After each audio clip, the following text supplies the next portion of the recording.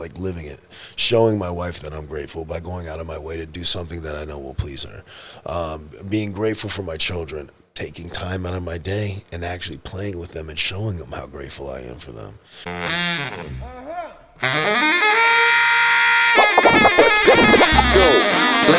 Ladies and gentlemen, you are now about to witness the journey that is the Life Choices podcast.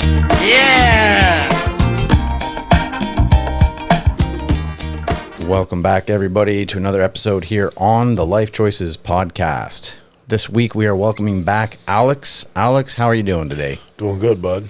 Doing good. Yeah. What's happening? What's new? I haven't seen you in a few months. Yeah, it's been a while. It's been a while. Some different things have actually been occurring, like new plans. Yeah. You know?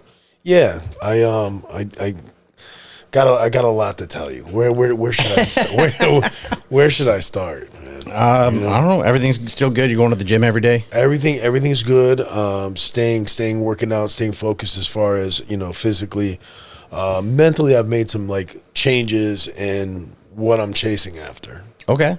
And it basically boils down to, since I was a kid, like always, I've told you in the last podcast, always looking on the other side of the fence. Mm-hmm, you know what I mean? Always like striving to have what that person has, or outdo that person, like keeping up with the Joneses kind of thing. And, I see that it has shaped my life for so long in a direction that I don't need to go in. Okay. It made me kind of like borderline greedy. Gotcha. I can really point out several times where I've gotten myself in a mess of trouble, which we've talked about before too, like chasing the almighty dollar. Right. So I've gotten actually a little bit more grounded. And so what happened recently that has got your feet in the ground? Well, to be honest, I just kind of like had a moment of reflection. I was finding myself very unhappy.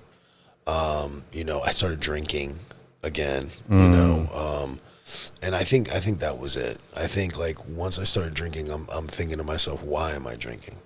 And it's because I'm always reaching instead of just like looking around at all the blessings that I already have, and there are so many. And because of that, and I drank heavily for about a week of just drinking. Started out lying about it because, I didn't want to tell anybody that, I had succumbed to one of my vices. Okay, I mean, we've talked a lot about a lot of stuff before, right, on and off camera. We both know that we've had our issues of falling down the wrong rabbit holes. Absolutely. And here we are. Yeah. And grown-ass man admitting again that you're human. 100%. You're human. 100%. But, when that happened, like, it made me really think, like, why does this keep happening? Mm-hmm. And it's because of the thing that I've been doing since I was a kid. There's childhood feelings of insecurity, of not being good enough, not having enough, not doing enough, and always chasing money, which has become like a higher power, and it's kind of disgusting. Money is difficult. We need it to facilitate our basic needs: food, shelter, water. I do believe that when you're doing anything in life, you shouldn't be doing it for the sake of money. You should be doing it for other reasons, and therefore the money will show up when it needs to. But if you go after the money specifically because you want that greed, that power, having more than the people around you, then it could very well possibly put you in a situation that you don't want to be in, which it sounds like you've now put yourself in, going back to alcohol. Right. So do you have any idea what that trigger might have been in the past couple months that made you do that? I honestly, again, it was, working at the job that I was working at, and again, just trying to finagle as much money as possible, and it was never enough. It could have been millions and millions of dollars, which is more than I expected to be in the first place, and it still wouldn't have been enough. There was some insatiable hunger inside of me that, has always been there, and it comes more and more apparent. The more money I get, the more apparent it becomes. Okay, I can understand. I can understand that. It's what a lot of people that have a lot of money say, that when you get to that certain level of financial wealth or success, you crave it, you desire it like an addiction, but it doesn't. We just watched something the other night. Actually, we were watching Dave Letterman's My Next Guest on Netflix, and he had Will Smith. This is an old version. It was a while back, and he actually said something similar about the fact of what he thought was the priority, which is having the #1 movie every time, and it grossed 80 to 79 million or something like that, and his only thought was, well, what could we have done to make 80? Right. Because he had that insatiable need to make more, but he realized that every time he got there and he was at the top of the mountain, nothing was good enough. Right. No amount of money, no amount of accolade would fill the whatever that emptiness is that he was chasing. And it sounds very similar to what you're saying. Right. Any idea, like, do you have any idea? Have you done the self-reflection to figure out why? I mean, yeah, again, like, since I was a kid, like, we've talked about this, like, I didn't grow up with a lot. So, I always wanted what everybody else had. And I was looking over certain fences in the past, and now as I get older and I'm in a different echelon, now I'm looking at over another fence, and it's a sickness that I'm not willing to succumb to anymore. Right. Like, and honestly, drinking aside, whatever vices aside, like, it's something inside myself where, like, that's a spiritually broken individual. There's an individual I want you to meet. What she does for a living is she is, in a very short form, I want to say like a life coach. However, it's way more than that, because she deals with consciousness and the abilities to get past what you're talking about. And when people are in the position that you're in, which is, I'm ready to figure it out and not succumb to such shit anymore, is kind of when they reach out to her, when they're really ready to open up their mind even more than it already is, to someone that has all the information on how they can become more successful consciously. So you can understand why every so many months or every so many years something happens in your life, and you falter a little, and you go down to what you know what's comfortable for us, which is running to the bottle. Well, for us, running to a bottle to solve or to feel something other than what we felt like we're not feeling. Exactly. Yeah. So I definitely I'm going to connect the two of you. I'll DM you in Instagram each other's information, and awesome. Conversation can start. Everything good otherwise? Like I understand what you're saying. Okay. Right? That I understand wanting the more and seeing others that have it, especially in an area that you live, which is very difficult for a lot of different reasons, and a lot of different, it's not just the money people chase after women, people chase after men. And in the area which you live in, West Palm Beach, I feel like a lot of that stuff is magnified a lot more, because there is so much beauty. There is so much money. We're in an area where, a Porsche is the norm, which, like, growing up for me, it would be a Honda Civic. Right. That's how I make that comparison. Like, you grow up in high school, everyone has a Honda Civic. Here, you drive around, everyone's got a Porsche. Right. So, like, I understand where that is, but to be grateful and grounded is to focus on what you do have. I have a new way of thinking. The gratitude for me now, it has to be an action word. Okay. You get what I'm saying? Like, nope. Tell me. Okay. So instead of me, like, basically saying, "Oh, I'm grateful for this," like, living it, showing my wife that I'm grateful by going out of my way to do something that I know will please her, being grateful for my children, taking time out of my day and actually playing with them and showing them how grateful I am for them. My father and I used to talk maybe once a month. I'm making myself make sure that I show him appreciation, because I am grateful for my father. Now I'm actually taking time and, like, meditating, praying. Went to church today. Like, I'm getting really in touch with like my inner self. I'm not really worried anymore about when something just broke, and I'm glad it did. Like, that little week-long binge that I did ultimately healed me. Like, it really did, man. Sometimes we have to go to the dark side in order to get to the light. That's written in a lot of these books here, is that you have to sin in order to become better. So you know? So there's more to it. Yeah. So when I started this drinking binge, right, it wasn't long until I started picking up other things. Mm-hmm. You get what I'm saying? I think so. Right. I think I know where we're going. Right. Yeah. So I picked up what I thought was one thing, and it turned to be another thing. And yeah, I was almost another one of those statistics that died off of fentanyl. Jesus, dude. Yeah. Come on. So that's what. Listen, I'm gonna take a stab in the dark here. I was hitting you up a few days in a row, and I'm gathering this may have been during that time. Well, I was away for a little bit. I had to take like a break. Okay. I had to take a break. Kelly was actually fielding all my calls. No, I hit her up. Yeah. I did not.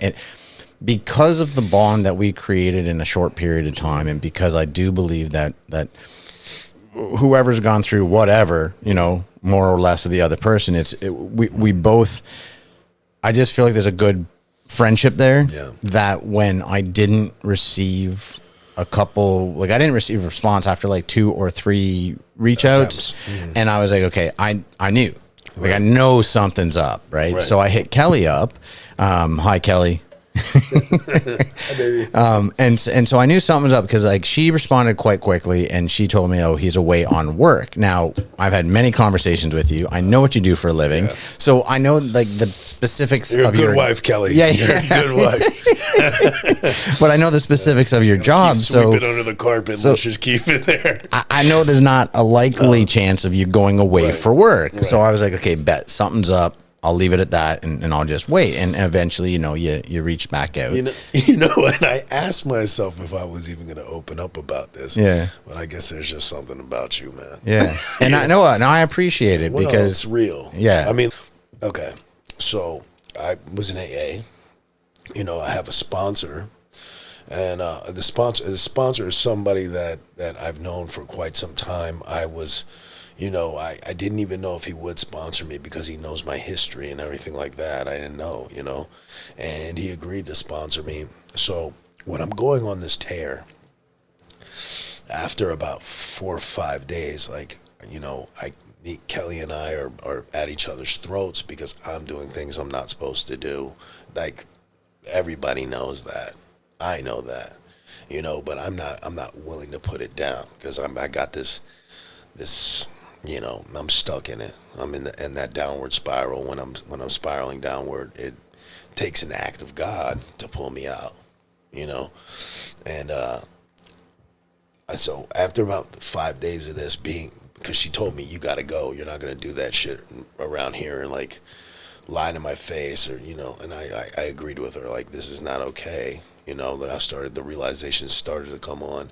And then when I was a couple of days away from my family, not seeing my children, like, I was sitting alone in a hotel room, right, with piles of everything, you know what I mean, and just an empty soul. And, you know, I said to myself, dude, like, I have to. I picked up the phone and I called Kelly and I was like, Kel, like, I'm broken, dude. Like, I gotta come home. And she's like, you're not coming home if you're not going to get help. Like, and I don't want the kids to see you like this. And I said, I agree 100%. So why don't I do this? Why don't you take them somewhere else, you know, for the day. I'll go pack up my stuff. I'm gonna call a place to come give me some help. Since I'm gonna go get help, I'm gonna go get a little dope, you know, because I've been flying. Like I was doing. you're thinking, all right, let me just grab a little bit more now before I go in and can't have anything. Well, here's the thing: is my thing is alcohol, and then comes the cocaine, straight up, right?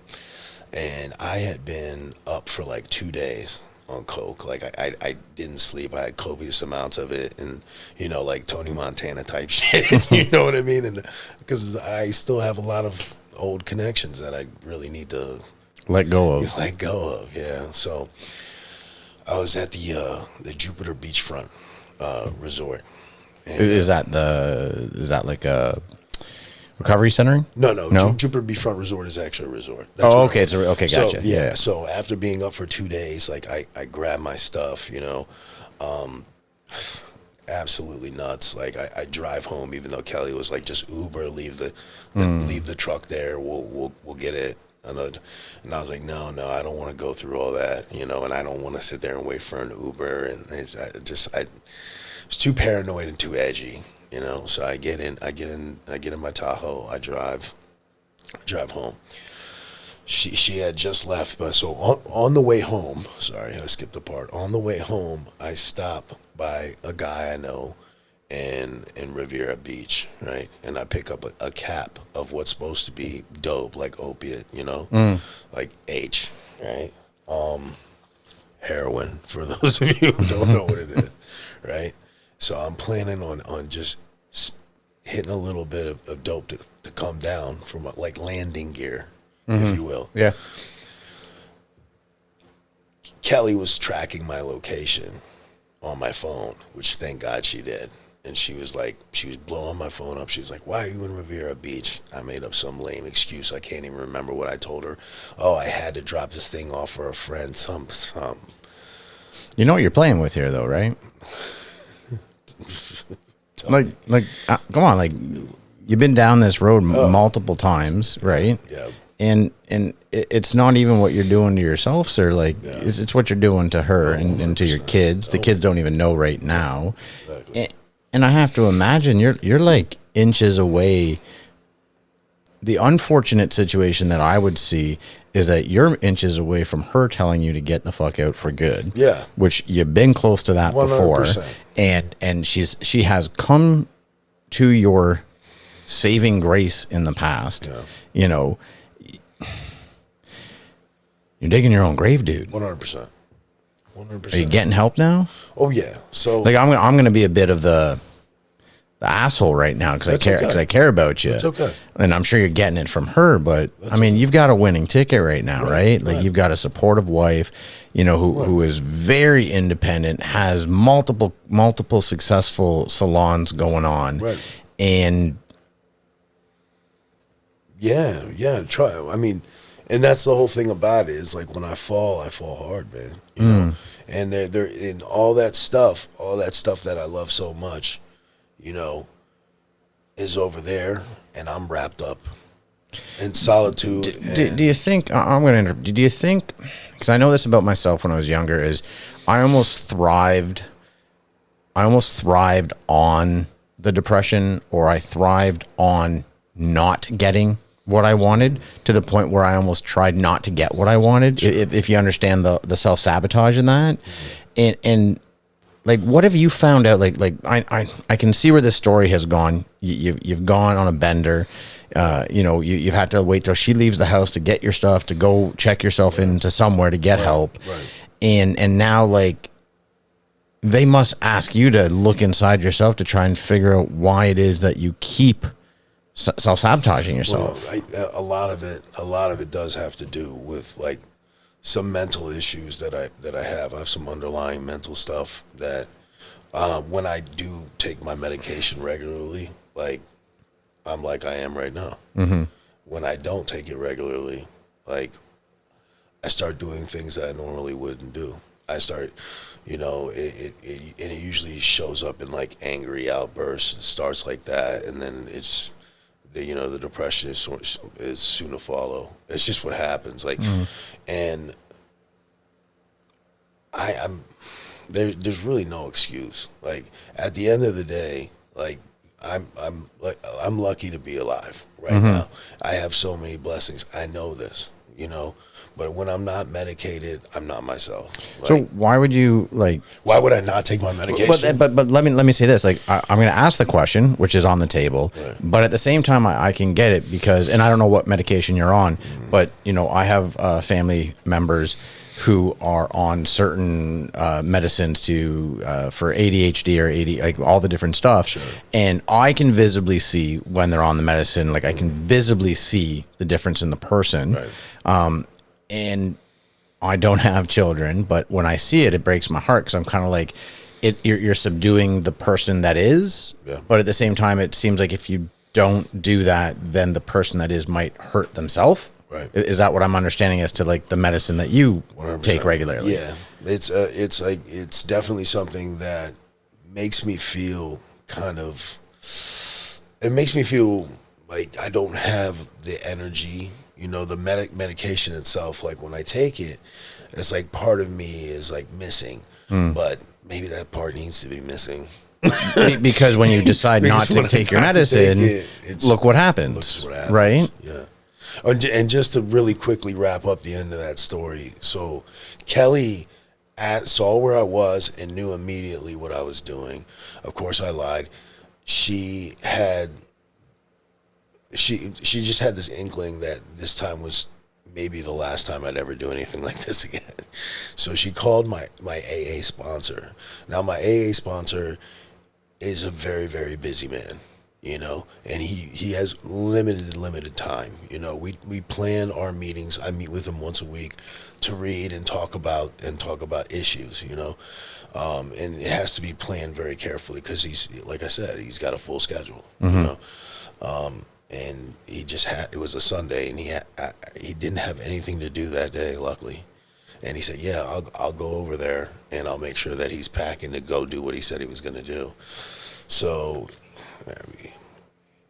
like, moments after he comes in, like, I was getting everything ready, you know, like, I was packing, you know, but I was going to do that, like, the last thing that I do before I get into the car so I could just, like, mellow out and go on the ride, you know, and then say goodbye. You know, sorry. The last thing, I'm not meaning to laugh, but the last thing you were going to do is do the dope. Yeah. So you're packing up. You're going to hit some. I'm snorting blow. Yeah. While I'm packing. Well, yeah, because you need some energy to do that, right? Right. And then you thought you'd do some dope. You do some H to mellow the fuck out. Yeah. Because realistically, your brain's not functioning properly, and understanding that that's probably the dumbest fucking idea possible. 100%. Oh yeah, calling a motherfucker out right now. No, that's fine. That's fine because, like, listen, man, that's how I've always done it, though. You know, it's always been upper. And you're not the only person. I'm sure many of thousands of people who have gone into addiction and who have gone to sought out help have probably done similar things, like smoke a couple of J's before they rock up to check in, or they just did a bump in the limousine before they got dropped off by their their parent or whatever. The last hurrah. 100%, because you're going into a place for a certain amount of time where you're going to be checked. Absolutely. Yeah, it was. Let's put it this way: it was almost my very last hurrah. Yeah. Like, listen, he was basically on me like a shadow. He's like he knew, he could tell that I not only was I already fucked up, he could tell that, like, I was trying to be sneaky because I was trying to get away to do this shit, you know. And then I told him, I said, I've been up for 2 days. I just need to take a shower. I'm like, you're welcome to, like, sit up here or whatever you got to do. You know? He's no idiot. And he's like, well, no. By this time, I had surrendered the rest of my blow. I've surrendered it because I'm done with it. You know, I'm going to hit this shit and just chill the fuck out. You know, and wait for those people to come pick me up. There's a treatment center. These treatment centers all send, like, cars to come pick you up and take you there if you have insurance. So he's like, okay, the Dolphins game was on. It was Sunday, as I said, you know, around 1 o'clock. He's like, all right, I'm going to come. He's like, if I'm coming back up, and, like, it better be the quickest shower of your life. You got like 5 minutes. And I was like, yeah, no problem. It's not going to take me 5 minutes to do what I got to do. Go. So the shower's running, basically, like, the whole thing, like a fucking moron, you know, because I'm in a rush and I'm scared and I'm paranoid that he's about to come through the door at any second. I hit it. As soon as I hit it, I get in the shower, I start rinsing off, and then it starts to hit me within like a minute, and I could feel it rushing into my chest, and I knew right then that I was going to fucking die. I knew. I literally out loud said, "Oh God, oh no," right? So I run out, and I'm running out, and I'm gonna yell, like, "Help!" You know, because I knew I was going down, man. The words never got out of my mouth. I ran, you know, out the door. I remember opening the door, and then everything went black. I wake up. There's paramedics. There's police, and my sponsor. And I was just like, shit.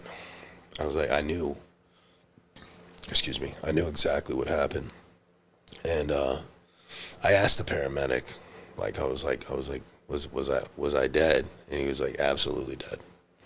He was like, your sponsor gave you chest compressions until we got here, as we directed to him to do over the phone, because you weren't breathing at all. There was a faint heartbeat, he said.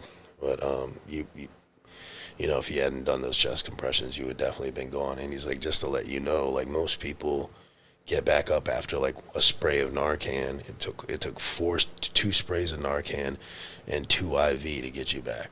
He's like, we were about to call it if the last one didn't work, just letting you know. And the cops were there. Now the cops, luckily, you know, I'm protected by HIPAA. Okay. So, you know what that I was mean? going to be my next question. Yeah. So, Yep. so the people didn't get involved, you know.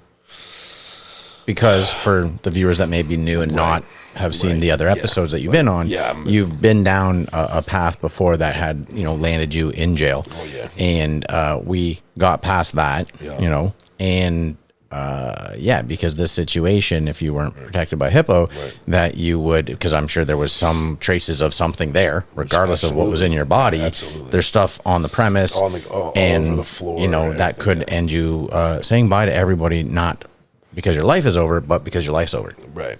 Because the greatest thing we have is time, and the biggest punishment we get just our time taken is away. time. Yeah, trust me. I've had that punishment, and it's horrible.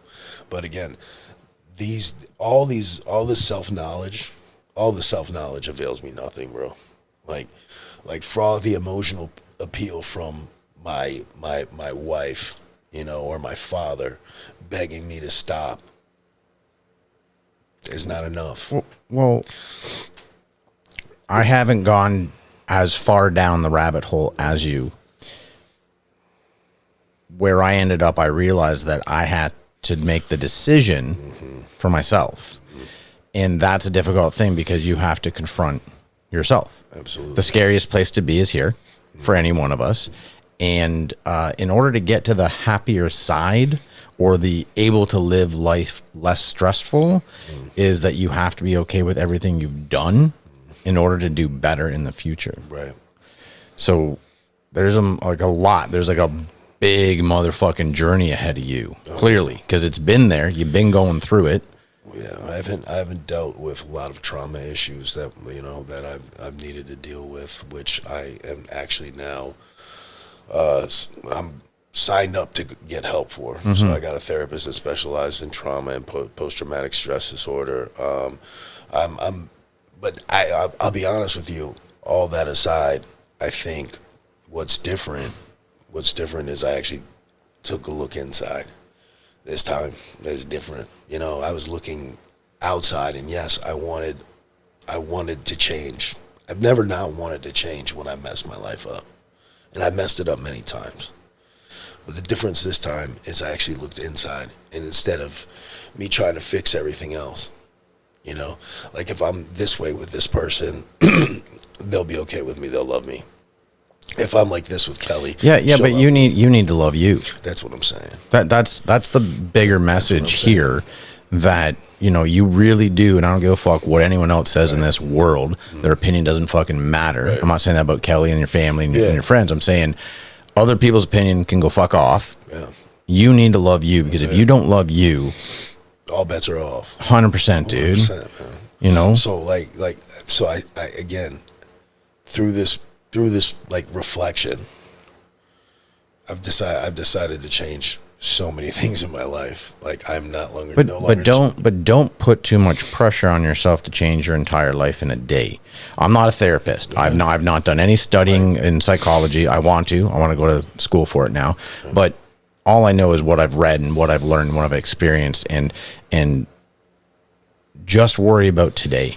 Yeah. You know, when you wake up, be grateful that you have today.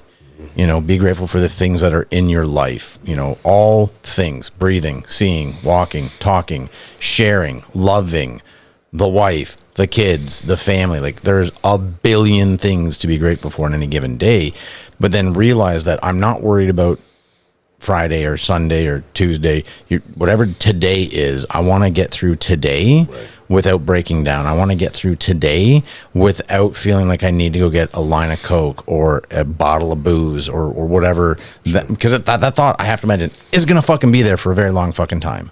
You need to break down whatever's inside of here by talking to your therapists, by continuously going to your AA and whatever other Alcohol Anonymous, Drug Anonymous, whatever. I mean, I go to every fucking meeting possible. Right. No, like seriously, No, I'm like, with you. like I actually just came from a 3:30 meeting. good. Yeah. So like, and that's again, like I'm making changes, but they're healthy changes and they feel good. Like I feel good, you know. Well, hold on to that. I feel it fantastic. Yeah. And you know what? Like Kelly like loves me back to health as she does, you know. She's done it more than once, sir. I'm not pushing that envelope, man. I'm not. I feel like you're kind of. I'm not. You're kind of. I'm not. Yeah, I'm right there. I mean, right now, I I'm think at the Kelly's edge. watching this saying, like, yeah, Bradley's right. Those of us who have done things of this nature, and you're still at that point in your life where it almost feels good to do the wrong. Like, it almost feels good. Like, it's like an adrenaline junkie, right? That has to jump out of a plane, that has to jump off a cliff. They just always seek that feeling that they get from that activity. And for some reason, and your therapist will probably have a lot better insight than I will, but for some reason, you get off on putting yourself in those situations, even though you know it's wrong, even though you are completely aware that you are about to light a fucking fire and burn down your entire fucking house, like everything around you, lose the wife, lose the kids, lose everything, dude. It's a sad truth. It's a sad truth. And this time I've built a fence back here, and that cliff is right there, and I'm staying behind this fucking fence. I hope so. What staying behind the fence looks like is going to meetings and getting fucking help for my dude. Write a fucking issues. journal. As silly as some people might think that is. No, I just bought one. Yeah. Write your yet. thoughts down, like all of the thoughts, positives and negatives, like write them down so you can get them the fuck out your body. Yep. You are a billion times absolutely needing to talk to my friend Jennifer. Go to your therapist, absolutely. Right. Fucking throw everything on the table. I just had this conversation with someone else. Is like, I'm going to do the same thing. I'm the furthest thing away from your situation. I'm not at all comparing where my life is and where you're at in this moment. I want to find out for myself why I am the way I am. What is it about me psychologically that I do to always put myself in certain situations that I know I do, and so I want to go to a therapist. I believe that it's probably one of the best things in the world for every human to do is go and seek out someone that you can talk to, that you know by law cannot share unless you're going to harm somebody. That cannot share your thoughts with anybody. Well, and going back to what you said about our situations being completely different, I disagree, because your mountains are your mountains. If you can't get over that mountain and you need that help and you're seeking it, then there is no difference. Fair enough. Different mountains, and that's maybe why different heights. Right. and that's why I say to you, which I've said to pretty much any one of my friends that are close to me, my phone is on 24 hours a day. Yes, sir. My phone is under my pillow no matter what, because of, before my dad passed, he had health issues, and my mom's 75, and I don't ever want to not be able to be reached by those people. But anyone that's important in my life can call me at any time of the fucking day. And if you feel like you're in a situation where you've locked yourself in a hotel room again, and your sponsor's not available, That shit was terrible. Dude, call a motherfucker. That shit was I don't give a shit. I go to bed at 10, I wake up at 4. And in those 6 hours, if I get a fucking phone call, I will wake the fuck up. Like, I understand the importance of having someone to just be there to listen, to just talk you down. Yeah. I got you. Well, man, I appreciate All it. right? Yeah. So we gotta, I'm going to be fucking calling your ass and checking in on Dude, you I now. love that, man. Yeah. I love that, If you're in a situation, Yeah. there's no question about it. And you've been in a situation for most of your life. That's clearly apparent with all of our conversations. Right. I'm actually embracing my artistic side now. Okay. I'm in barber school. Get out. Yeah. Good for you. Yeah, Okay. barber school right down the street from here. And I love it. Yeah. Yeah, and so I cut hair with a razor and a comb in prison. Yeah, So if I can do that in there, Yeah. Well, imagine with a pair of clippers. Now I'm already, So you're going after your certification to be a barber. I love it. And are you going to then end up working at the salon, or would you work in a actually strictly barbershop? I probably start at a barbershop to just grow my book of business first. I got a place for you. Okay, cool. When are you done? When do you graduate? Oh, I just started. It's been a week, man. So how long? What does it take? Oh, it's probably gonna take like 3 months. Okay, whatever. It's 3 months. I'm leaving tomorrow for 3 months. Where are you going? Out on a boat again. Yeah. Where are you gonna go? Oh, I don't know. You never know. You just get told get you're in going. there and go? Yeah, you just get told, hey, we have a trip to the Bahamas, and then we might do this, we might do that, and you're just gone for 3 months. That's awesome. Yeah, well, that's my life. So that's why I had to get all this shit done. No, it is my life is. Trust me, I'm super ecstatic. I have a sick job. Love what I do. Man, there's difficulties with it because I'm going to be gone for 3 months. But that being said, in 3 months, I'm friends with an owner of a shop that I go to. Okay. He's a great motherfucker. Okay. And you're gonna have a lot in common with the staff there. Okay. And I don't know how he does it. I think it might be like you rent the chair, and he gets a percentage, whatever. But I know there's available chairs there. Okay. And I know other people that have cut my hair before have been down similar roads. Okay. You know what I'm saying? Sure. So it's almost like you'll have like a support system there. Yeah. I don't know how he works it, if it's like a 1 chance, 2 chance, you're gone type deal. Right.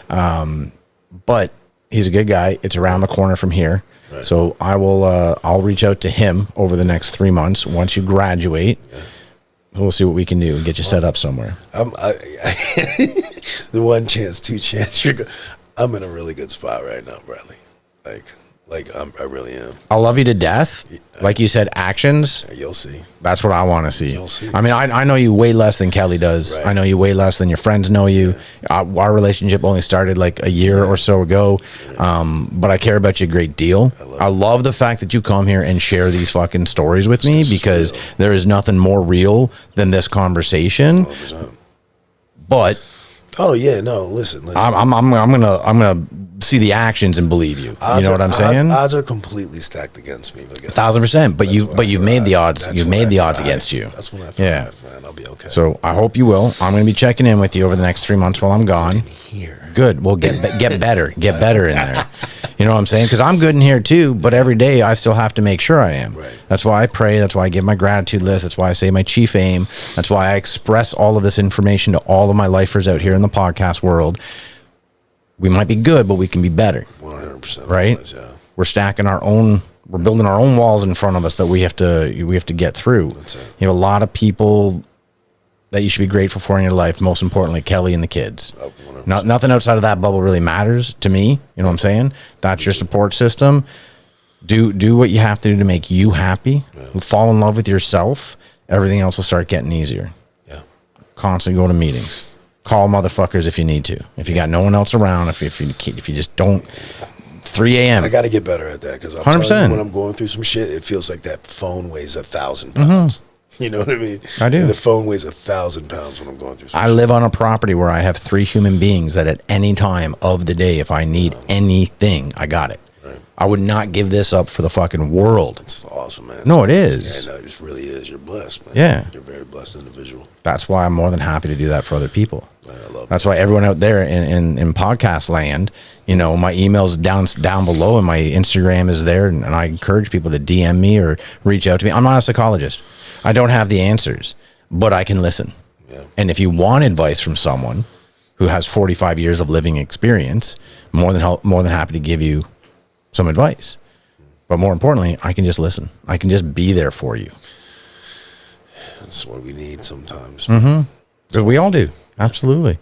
I'm not gonna start talking about other topics. This was a very heavy topic. Yeah. You've really put your whole heart out on the table for the people that are gonna watch this, and I do every time. Every fucking time, dude. I love it. But next time you come on, I want good fucking news. I graduated barber school. I'm starting out at a shop. Things are good. I haven't had a drink. I go to my meetings. I want nothing but check. Wouldn't that be awesome?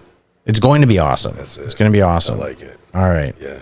Alex, thank you so much again for coming out. If anyone out there in the Life Choices podcast world needs someone to talk to, both Alex and myself are available for you at any time. Just remember that you're not alone out there, regardless with whatever you might be going through in life. There are always other people out there that will be willing to help and listen. Of course, anybody can reach out to me anytime. I'm a good listener. Yeah. So thank you once again, everyone out there, for tuning in every week here, Tuesdays at 2 for the Life Choices podcast. If anyone wants to be a guest on the show, you can email me directly or DM me on Instagram. You can follow, like, share, comment, all the fun stuff. Let us know what you're liking about the podcast. So we'll see you all next week here, Tuesday at 2 p.m. on the Life Choices podcast. Much love, everybody.